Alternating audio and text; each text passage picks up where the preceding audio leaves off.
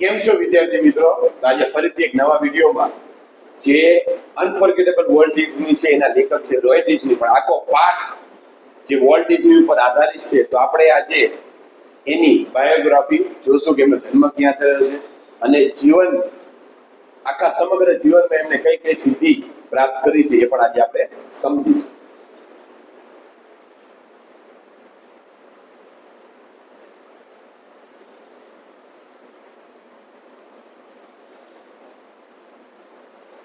બાયોગ્રાફિકલ information of volt. બાયોગ્રાફિકલ એટલે કે એક વોલ્ટ છે, વોલ્ટનો જન્મ ક્યાંથી, જન્મ વિશેનો એમના જીવન વિશેની બધી માહિતી. Walter Elias Disney, popularly known as Walt Disney. Walt ડિઝનીનું આખું નામ શું છે? વોલ્ટર એલિયાસ ડિઝની, પણ એ જાણીતા છે volt Disney was Born on 5th December 1901 in Chicago.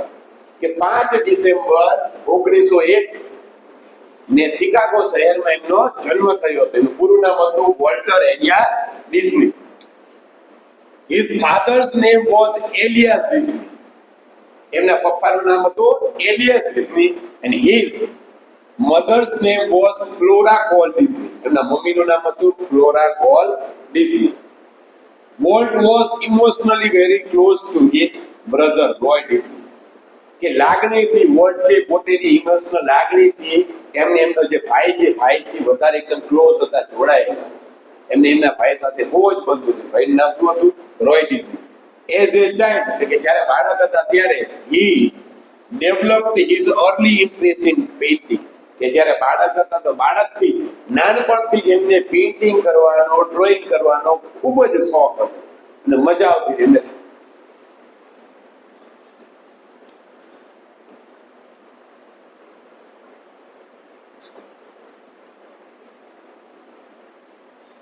Volt Disney was an American animator. વોલ્ટ ડિઝની ક્યાંના હતા?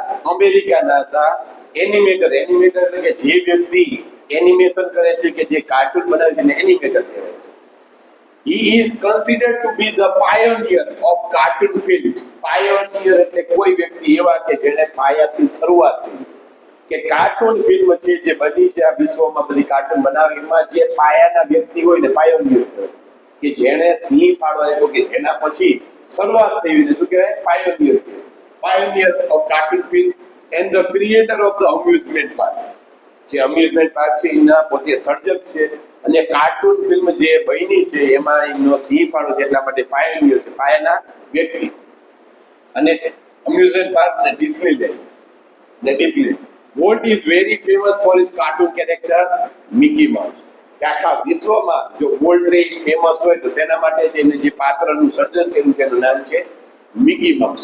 એનાથી આખા વિશ્વમાં એ પ્રસિદ્ધ થયા છે. He received 22 Oscar award. આ મહત્વનું છે.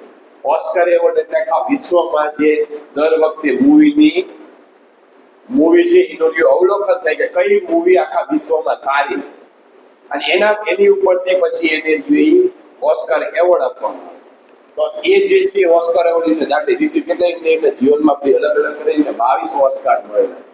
આમાં આપણે એવું સંદર્ભ આપ્યો નથી કે એક મૂવી માટે મળ્યું છે, એક કાર્ટૂન માટે મળ્યું છે, કે અલગ અલગ સિરીઝ માટે મળ્યું છે. આપણે આમાં માહિતી આપણી પાસે છે નહીં, પણ એમના જીવન દરમિયાન એમને કેટલા 22 એવા ઓસ્કાર એવોર્ડ મળેલા છે. These great personality had passed away એટલે મૃત્યુ પામ્યા. Passed away એટલે મૃત્યુ પામ્યું from the earth on 15 December 1963 at the age of 55. કે આ એક અદ્ભુત એવી પર્સનાલિટી, અદ્ભુત એવા વ્યક્તિ કે આ દુનિયામાંથી ક્યારે ગુજરી ગયા, આ પૃથ્વી ઉપરથી ક્યારે? તો 15 ડિસેમ્બર 1966 ના દિવસે એમનું મૃત્યુ થયું છે. એમની મૃત્યુ વખતે એમની ઉંમર કેટલી હતી? 65 વર્ષની હતી. 65 વર્ષની ઉંમર હતી. જે આપણે વોલ્ટ ડિઝની છે ને પરીક્ષામાં ક્યાંય આવતું નથી, પણ તમે જ્યારે તમારે માહિતીની જરૂર હોય છે, કારણ કે ભણવા ખાતર આપણે ભણવાનું નથી, જે આપણે પાઠ ભણી ગયા હોય તેની આપણે માહિતી હોવી જોઈએ. કદાચ પરીક્ષામાં તમે વોલ્ટ વિશે 2 લાઈન લખો, શોર્ટ નોટમાં લખો, અથવા તમારે આ દાખલા તરીકે આ પૂછાય આની ઉપરથી નિબંધ પણ પૂછાઈ શકે છે, યોર ફેવરિટ કાર્ટૂન સિરીઝ. તો તમે એમાં મિકી માઉસ વિશે લખો, તો તમે એમાં વોલ્ટ વિશે લખો, તો તમને આ માહિતી છે ખૂબ જ ઉપયોગી થઈ શકે એવી છે.